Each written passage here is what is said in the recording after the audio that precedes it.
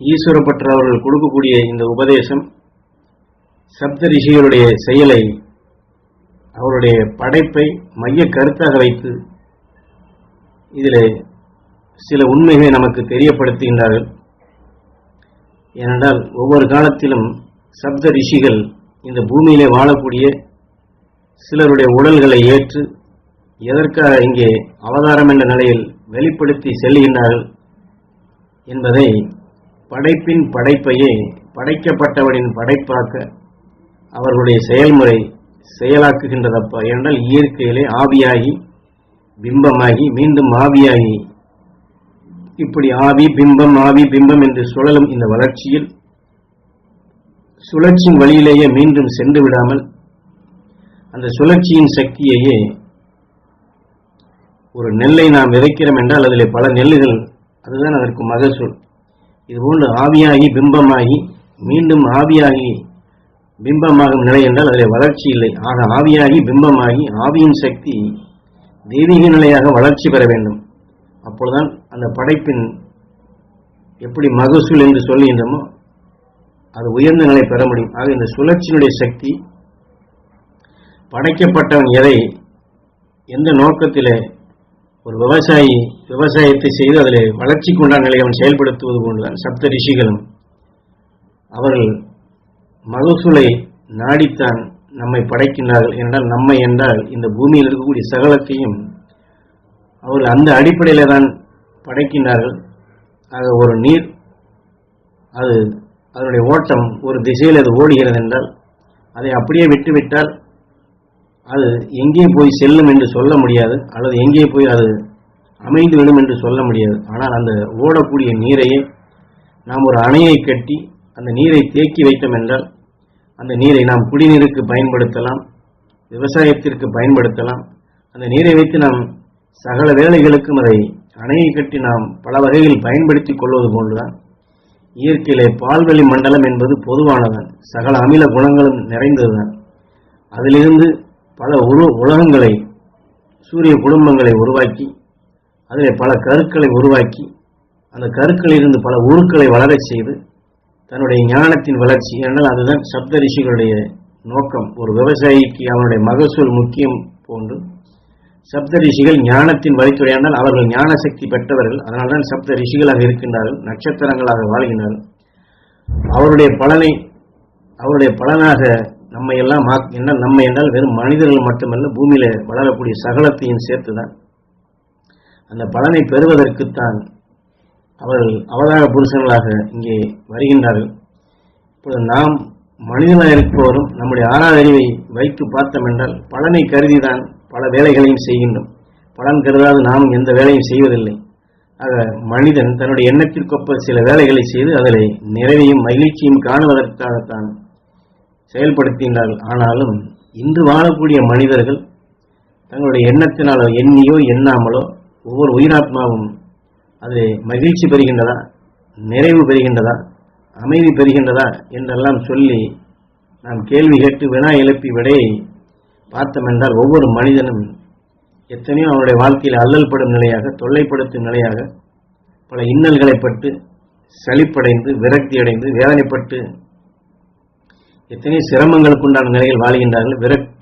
வெறுப்புடன் விரக்தியுடன் வாழ்கின்றார்கள்.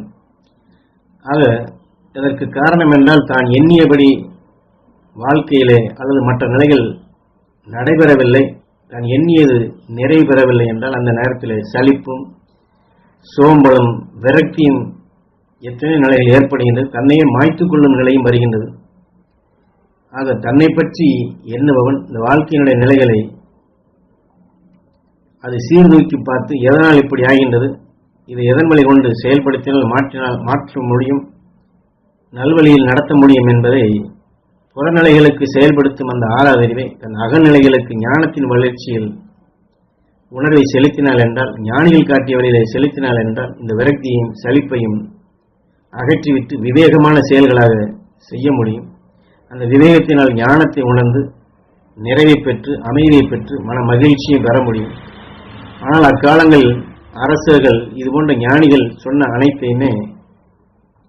அவர்கள் அனைத்தையுமே காவியங்களும் காப்பியங்களும் சாஸ்திரங்களும் சொல்லப்பட்டதை அவர்களுக்கு அந்த உண்மைகளை, ஞானி சொன்ன வழியை மக்களுக்கு முழுமையாக தெரிவிக்காதபடி தனக்கே உகந்த நிலைகளாக தன்னுடைய நிலைகளை பெரிதுபடுத்தி மற்றவர்களுக்கு இதையெல்லாம் தெரிந்துவிட்டால் அவர்கள் நம்மை மதிக்க மாட்டார்கள் என்று அது அனைத்தையுமே திசை திருப்பி ஒரு கதைகளாக, மாய ரூபங்களாக மாற்றிவிட்டு உண்மையின் உணர்வை சிந்தித்து செயல்படும் நிலைகளுக்கு, அதாவது அகநிலைகளுக்கு இதை பயன்படுத்த முடியாதபடி மாற்றிவிட்டார்கள்.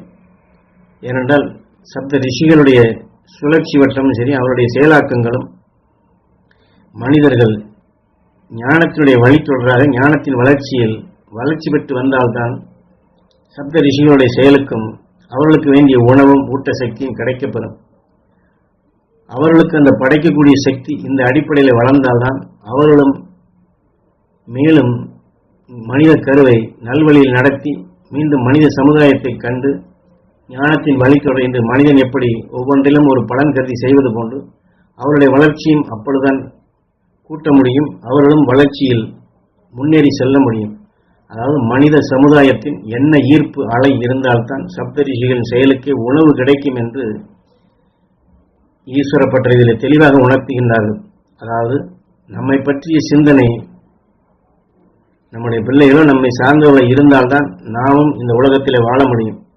நம்மை யாரும் அணுகி இல்லை, நம்மை பற்றி யாரும் சிந்திக்கவும் இல்லை, நம்மிடம் யாரும் தொடர்பு இல்லை என்றால் எப்படி அனாதையாகி விடுகின்றமோ அதுபோன்றுதான் சப்த ரிஷிகளின் செயலுக்கும் இங்கே மனிதனுடைய நினைவலைகள், உணர்வலைகள் அவர்கள் பால் சென்று அந்த வழித்தொடராக அவருடைய நினைவுகளை ஈர்த்து வளர்க்கக்கூடிய நிலைகள் இங்கே இருக்க வேண்டும். அப்பொழுதுதான் அவர்களுக்கு அது உணவாக அமைகின்றது. அந்த உணவு இல்லை என்றால் அவருடைய உணர்விற்கும் உருவு இல்லை.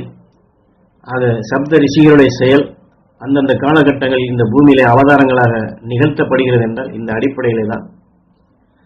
இந்த களி மாறி கல்கி வரக்கூடிய தருணத்தில் இந்த மனிதனுடைய இந்த இருக்கக்கூடிய நிலைகள், மனித உருக்களே மாறி அதில் சக்தி வாய்ந்த நிலைகள் வளர்ச்சி வரும் பொழுது, ஞானியில் காட்டிய வழிகளிலே அவர்கள் செயல்படும் பொழுது இப்பொழுது இருக்கக்கூடிய ஞானத்தை காட்டிலும் உருவ பிம்ப அழகை காட்டிலும் முற்றிலும் மாறுபட்ட அமைப்புகளாகத்தான் வளர்ச்சி வரும். அது எத்தனையோ பல ஆண்டுகள் ஆகிவிடும். காற்று மண்டலத்தில் இன்று இருக்கக்கூடிய உயிர்களுக்கும் சரி, பல ஜீவன்களுக்கும் சரி, பல மாற்றங்கள் அதற்குள் ஏற்பட்டுவிடும். ஆக சப்த ரிஷிகளுடைய உணர்வலைகளுடன் நம்முடைய செயலாக்கங்கள், நம்முடைய வாழ்க்கை ஒன்றி அவர்கள் வழியில் செயல்பட்டால்தான் அவர்கள் செயலின் சக்திக்கு நம் சக்தியும் கூடி செயல்கொள்ள முடியும். ஆக ஒன்று இல்லாத ஒன்று இல்லை, ஒன்றுடன் ஒன்று ஒன்றியே வளர்ச்சிக்கு வருகின்றது. ஒன்றின் துணை கொண்டுதான் ஒன்று வளர முடியும். ஆக சப்த ரிஷிகளுக்கு நம்முடைய உணர்வின் நினைவாற்றல் தேவை, நம்முடைய வளர்ச்சிக்கு அந்த சப்த ரிஷிகளுடைய நினைவாற்றல் தேவை.